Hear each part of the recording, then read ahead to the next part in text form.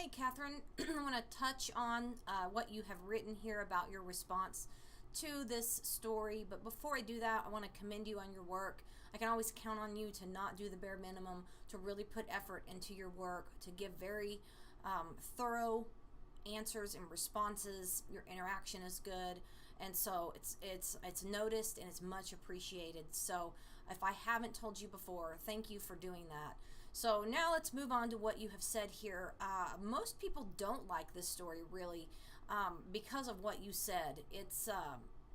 You said it's hard to follow because of the literature, because of the wording. It is a lot different. It kind of takes a minute to kind of get the rhythm of that. There's a rhythm to literature, and when you read it, if it's not what you're used to, it can really be hard to kind of get into that rhythm. So I understand that this is one where it might be hard to catch on to that rhythm. And you said it left a lot of unanswered questions. It did. He never told us why he killed the dude. He said he had insult to injury. Well, what is that? Did he say your shirt is ugly, so 50 years later I'm going to kill you?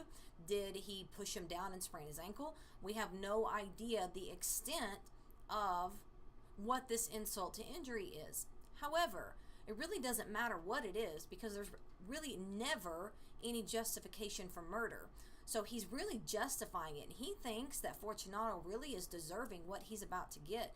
He's very mad. He's very crazy, because no matter what this insult to injury was, it doesn't justify murdering somebody. And so everything was very calculated, was very premeditated. So if he were to go to court today, that would be a premeditated murder. We got everybody out of the house and, lured him in. He knew exactly what he was doing.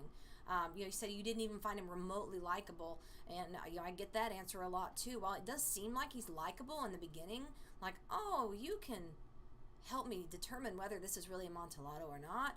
He knew exactly what he was doing. Very conniving, very manipulative, and throughout the whole thing of him, walking through the catacombs, he was keeping him drunk throughout the whole thing. Kept giving him wine.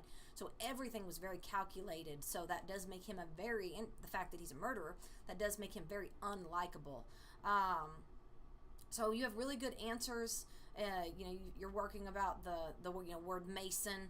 It has a couple different terms for you. Mason means bricklayer, and he ends up being a bricklayer, so that's irony. And another example of irony would be even just his name, Fortunato, fortunate. He's really not so fortunate in the end. The clown, the jester, I'm not sure if you mentioned that or not, but in the beginning he's dressed like a fool, a clown, a jester, kind of jokes on him at the end. So even though it's really not so much of a joke, he thinks it is when he's first chained up to the wall, but it's really not a joke. So I hope that this helped and you understand this story, and I look forward to seeing what you do with the next one.